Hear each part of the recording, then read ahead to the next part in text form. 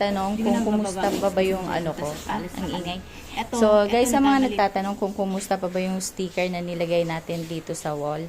Sa kitchen to guys ayan, naiinitan. Ayun, naiinitan siya.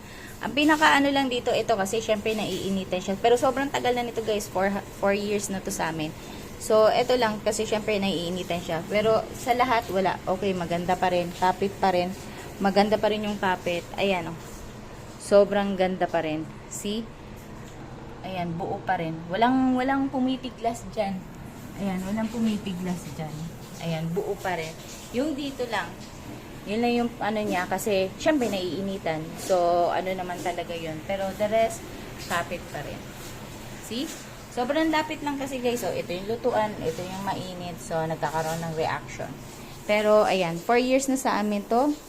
Buong buo pa rin. Panalo to. Super worth it. 100 plus mo lang to mabibili. Sandali, meron pa akong meron pa akong tira niya. Ayan. Ayun yung tira ko. Hindi ko na bababa guys kasi masyado mataas at paalis na kami. Eto nagkamali ito ng deliver sa akin. So, ganito siya kakapal. Pag ibibigay sa'yo, ganito siya kakapal. So, super worth it. Ay. So, again guys, 4 years na sa amin to guys. 4 years na nakakabit sa amin to. Buo pa rin. Sobrang panalo. Okay talaga tong sticker na to. Mura lang to, 100 plus lang to.